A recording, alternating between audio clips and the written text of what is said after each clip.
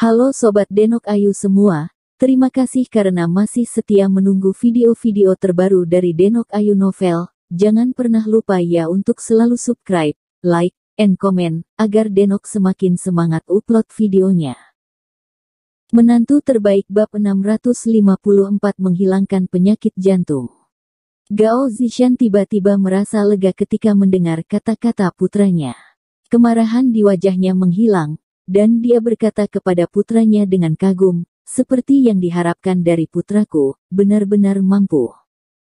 Dia benar-benar tidak menyangka bahwa putranya akan begitu mampu, untuk dapat bertemu dengan kaisar bawah tanah yang terkenal, Sirius. Ini adalah karakter yang namanya hitam dan putih, menginjak kakinya, dan seluruh namanya akan terguncang. Ada banyak sekali kota pemandian, klub malam, dan perusahaan logistik di bawah Sirius Brothers. Dari segi aset saja, mereka mungkin jauh lebih kuat daripada seluruh keluarga Ye mereka. Dia tahu bahwa selama Sirius setuju untuk mengambil gambar, Ye Qingmei dan He Jiarong memiliki kemampuan untuk mencapai langit, dan mereka pasti sudah mati. Namun, Bu, jika aku meminta bantuan Sirius, aku mungkin butuh uang. Ye Ruikuan menggaruk kepalanya dan berkata dengan malu-malu. Tidak masalah, selama perempuan jalang itu bisa dibunuh, semua uang ibu akan diberikan kepadamu. Gao Zishan berkata bahwa dia mengeluarkan semua kartu bank di tasnya dan memasukkannya ke tangan Ye Ruikuan. Dia tahu bahwa tidak ada uang untuk mempercayai seseorang untuk melakukan sesuatu. Untuk hal sebesar itu, tidak peduli seberapa baik hubungan itu, Anda harus memberikannya kepada keluarga Anda. Kembali. Ye Ruikuan tampak bahagia, dan buru-buru mengambil kartu itu, berterima kasih kepada ibunya beberapa kali, lalu berjalan ke samping dan mengeluarkan ponselnya untuk menelepon, dan berkata dengan cemas, Kakak Leng. Ini Ye Ruikuan, aku menginginkanmu bantu aku menjadi 2 orang. Wah, tidak ada latar belakang, berasal dari Beijing, bukan kentut. Harganya bagus, harganya bagus. Oke, terima kasih Leng, terima kasih Leng. Setelah panggilan telepon, Ye Ruikuan mendengus dingin, dan berkata dengan bangga, Bu, baiklah, dalam 2 hari, kita akan bisa melihat mayat pelacur dan bocah bau itu. Itu hebat. Gao Zishan berkata dengan gembira, dan kemudian bertanya dengan ragu, bukankah kamu mengatakan untuk memanggil Sirius, kenapa kamu bisa menjadi Leng lagi? Hal kecil ini, Anda tidak memerlukan Brother Sirius untuk terlibat, Brother Leng akan mengurusnya. Brother Leng adalah salah satu dari 3 pemimpin teratas di bawah Brother Sirius. Ye Ruikuan mengangkat kepalanya dan berkata dengan bangga, pada kenyataannya, dalam kapasitasnya, di mana dia bisa berhubungan dengan Sirius, itu hanya kebiasaan menyombongkan diri. Yah, selama kamu bisa membunuh perempuan jalang kecil itu. Gao Zishan mengangguk dengan penuh semangat, dan kemudian membawa putranya ke kediamannya yang lain. Setelah Lin Yu menandatangani kontrak kerjasama dengan Ye Sangzong, dia melihat Ye Sangzong menandatangani kontrak transfer saham dengan matanya sendiri, dan dia tiba-tiba merasa lega dengan senyum puas di wajahnya. Meskipun Ye Qingmei sangat enggan, atas permintaan Lin Yu, dia tidak punya pilihan selain menandatangani kontrak. Ini juga berarti bahwa mulai sekarang, darah kehidupan Ye Sangzong akan dipegang erat di tangan Ye Qingmei. Setelah makan di sore hari, Ye Sangzong membawa Ye Qingmei langsung ke pemakaman keluarga Ye. Sebuah makam marmer putih yang luas baru saja dibangun di pemakaman tersebut. Beberapa pria berjas hitam berdiri di samping makam, beberapa di antaranya. Dia juga memegang trombon, French horn, perkusi dan alat musik lainnya di tangannya, yang terlihat seperti band, dan ada karangan bunga di sebelah kuburan. Para manajer dan pekerja pemakaman mengambil guci di tangan Ye Qingmei, dengan hati-hati meletakkannya di dalam kuburan, dan kemudian dengan hati-hati meletakkan kuburan itu. Ye Qingmei menyaksikan abu ibunya akhirnya mengendap di tanah, dan keinginan ibunya selama bertahun-tahun akhirnya terwujud, matanya tidak bisa menahan air mata lagi. Setelah keluar dari pemakaman, Ye Sangsong ingin mengundang Lin Yu dan Ye Qingmei pulang untuk makan malam, tetapi Lin Yu langsung menolak. Karena Bai Rentu menelepon Lin Yu dan mengatakan bahwa dia telah menemukan keberadaan Hu Qingfeng, Lin Yu sedang terburu-buru.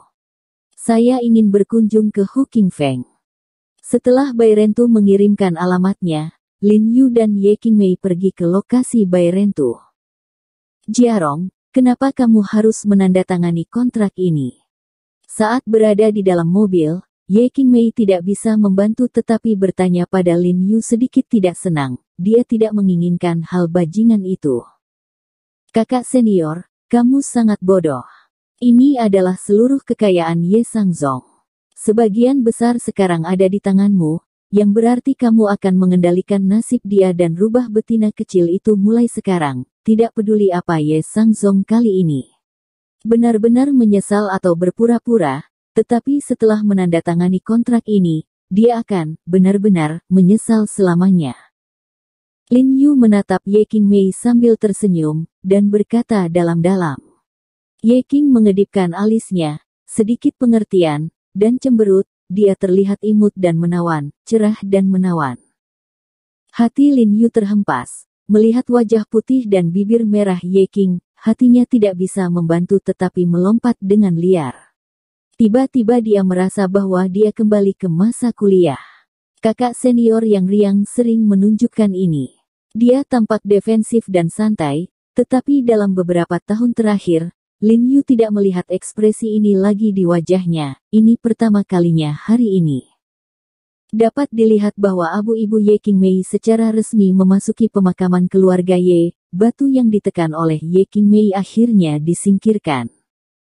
Tiba-tiba, Lin Yu merasa bahwa mungkin keuntungan terbesar dari kunjungannya ke ibu kota yang terkenal kali ini bukanlah untuk menemukan tuan dari Yan Kaotang, tetapi untuk akhirnya membantu Ye Qing mengangkat alisnya dan meredakan sakit hatinya. Ini, 55. Setelah tiba di tujuan Lin Yu dan Ye Qingmei, pengemudi buru-buru mengingatkan mereka. Lin Yu sedikit tertegun ketika dia keluar dari mobil. Ketika dia berada di dalam mobil barusan, dia hanya berbicara dengan Ye Qingmei, dan bahkan tidak memperhatikan di mana sang supir mengemudi. Karena Bai Rentu berkata di telepon bahwa mereka telah menemukan markas Yan Kaotang, Lin Yu percaya bahwa tempat markas itu berada pasti sangat terpencil dan tersembunyi untuk organisasi seperti barang palsu semacam ini. Tapi lokasi Yan Kaotang justru sebaliknya. Saya melihat daerah ini di daerah perkotaan yang makmur, dan itu masih bangunan cermin yang menjulang tinggi. Banyak orang keluar masuk, yang sepertinya sangat sibuk, dan daerah sekitarnya juga penuh dengan gedung-gedung tinggi, dan jalan-jalan dipadati orang. Aku mengandalkan, ini terlalu terkenal, kan? Lin Yu melihat gedung yang menjulang tinggi ini dan kagum. Apakah semua pemalsuan begitu merajalela sekarang?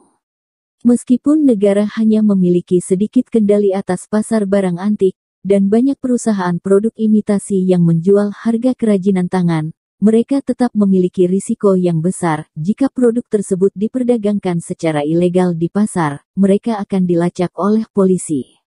Akan mendapat masalah.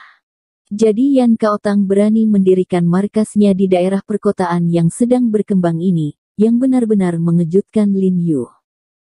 Tuan, Anda di sini. Pada saat ini, Bai Rentu yang telah menunggu di lantai bawah melihat Lin Yu dengan cepat bergegas dan buru-buru berteriak pada Lin Yu. Kakak Niu, terima kasih banyak. Lin Yu mengangguk pada 100 bakat, dan bertanya dengan heran, apakah kamu yakin markas Yan Kaotang ada di situ? Menentukan. Bai Rentu mengangguk dengan penuh semangat, cahaya dingin melintas di matanya, dan berkata dengan dingin, dan aku tahu bahwa anak Hu Qingfeng itu sekarang. Oh itu bagus.